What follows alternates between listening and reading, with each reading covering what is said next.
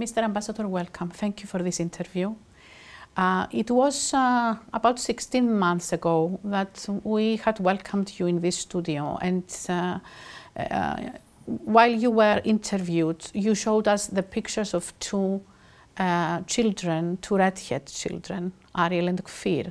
It was the beginning of the search for those hostages. That story came to its most tragic end with the funerals of the children and their mother. How does that make Israel feel? Yeah, Wednesday was a very emotional and a very sad day in Israel. You know, we had many hostages and many people that died in this massacre of Hamas on October 7th. But there was something in the story of those two children that got into the heart of everybody, every civilized person around the world. You look at those two red-headed children, innocent, that haven't done anything to anyone. And you know, when I was here, we didn't know what happened to them. Now we know what happened to them. And at the request of the family, we are not going to go into the details of what happened. But they were murdered by Hamas in Gaza. This is what happened to them, and I'm not going to go into the gruesome details themselves.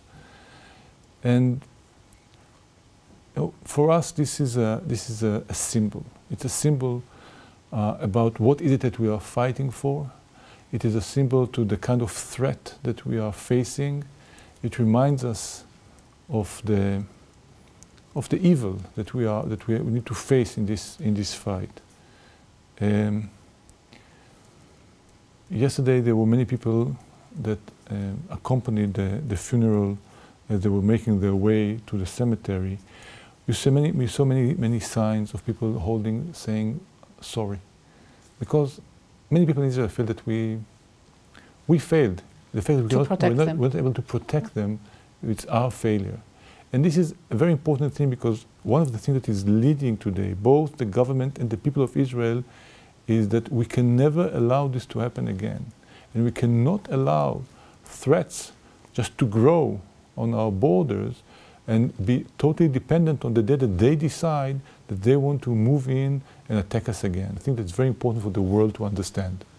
Would you say that 16 months afterwards, Israel has managed to come to close to the goals it set when it began this fight against Hamas?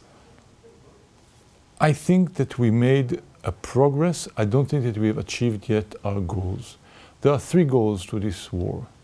The goals are to return the hostages. It is to dismantle Hamas capabilities, military and government capabilities.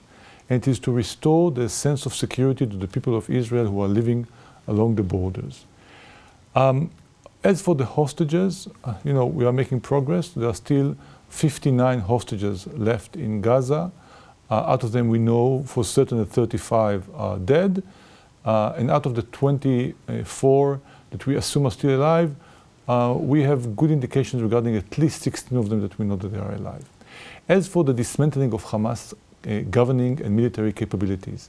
On the military capabilities, we did a lot, and I think that there we are doing very well. You cannot be confused by all those ceremonies that Hamas is doing, showing people with arms. Their capabilities were seriously damaged. When it comes to rockets, they had tens of thousands of rockets. When it comes to the number of trained terrorists that they have, when it comes to the leadership of Hamas, the military leadership, a lot of progress was done there. Hamas is really suffered a real blow. When it comes to the governing capabilities, we need to do more. This is not yet the case. At the moment, there is no other force who is able to take control over Gaza. And this is why you can hear many voices in Israel that say, we need to finish the job. Now, the job can be finished through a negotiation, but there are very clear things that we need to see that can be achieved by this. If it cannot be achieved by the negotiation that is supposed to take place right now, Israel will continue the fight, because we didn't fight for the sake of fighting. We are fighting. We went to this war to achieve specific goals. And the goals, just to wrap it up, the third goal of restoring the sense of security depends very much on the second one. Without the second one, the third one will not be achieved. Okay, I will start with this dismantling of Hamas. You described how that goal was to the most extent achieved, but... The military one? Yes, yes, I'm talking about the military. But we have a demolished Gaza strip. We have tens, hundreds of thousands of people who lost their homes. We have a huge number of dead people. So Israel is responsible also for that, and that is what is spoken all over the world.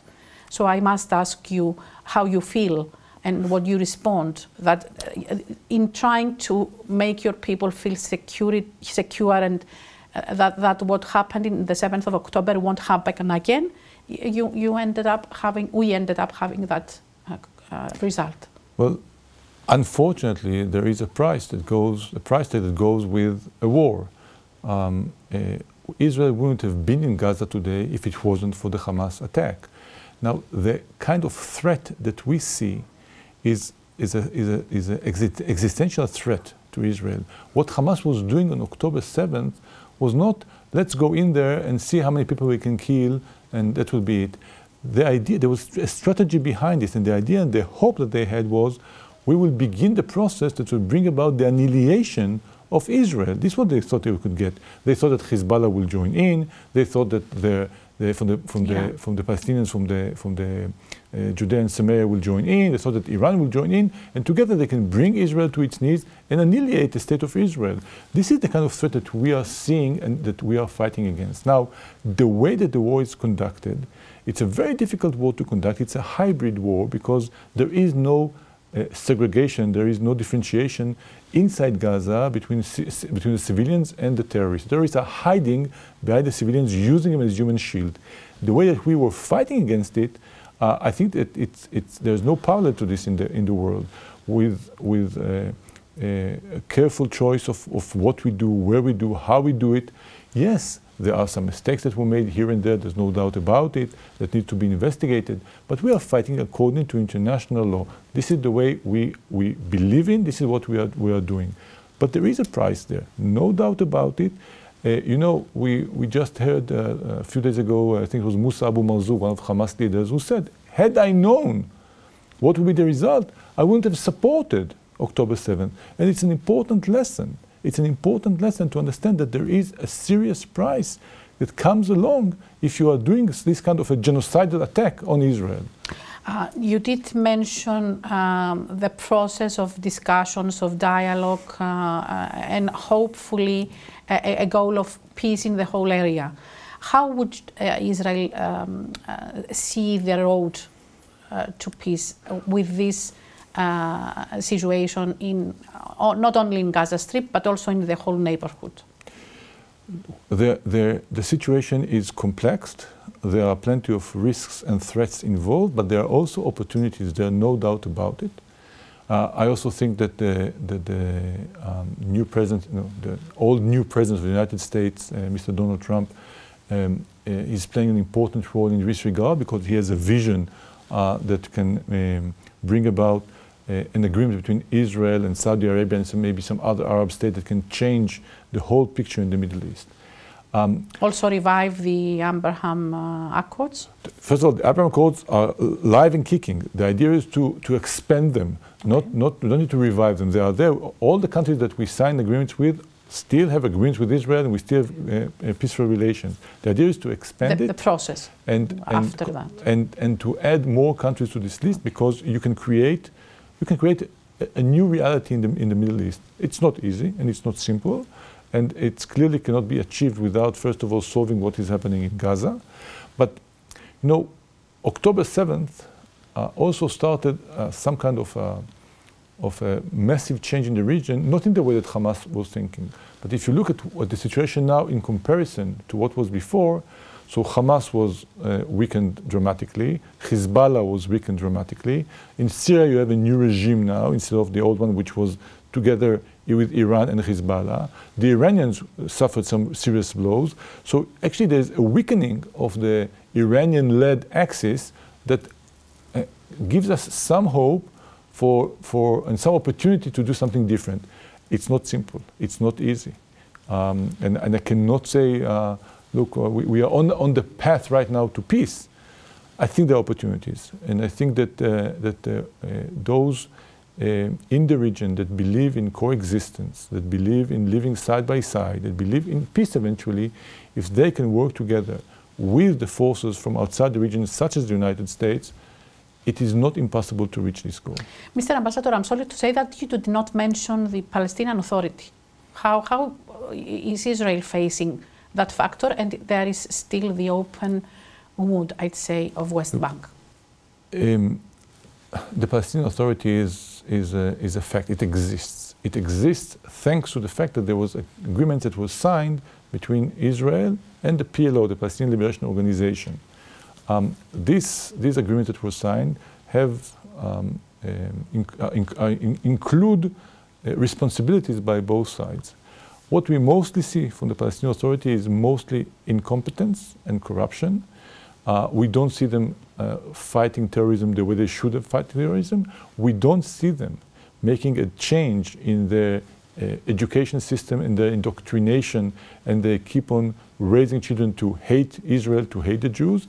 We continue to see them paying to terrorists based on how many people they killed. They get more money, what we call pay for slay.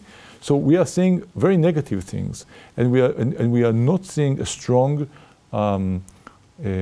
pro-peace, pro-coexistence kind of partner that we would have liked to see. I have a last question that has to do with how the people of Israel faces the way the government dealt with the situation in the last year, and growing questioning of the government.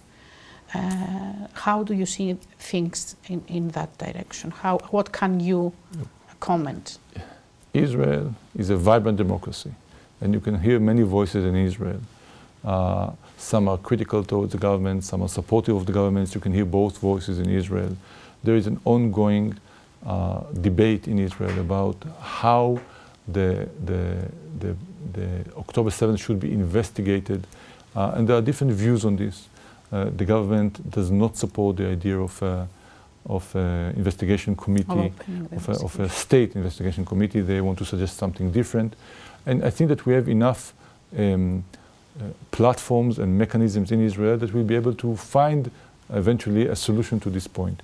I can say, though, that when it comes to investigating what happened, the IDF, for example, the Israeli Defense Forces, are completing these days their investigation, and some interesting things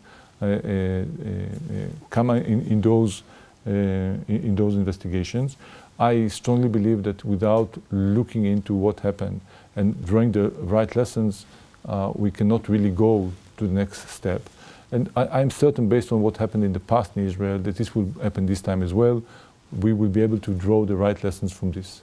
Okay, thank you very much.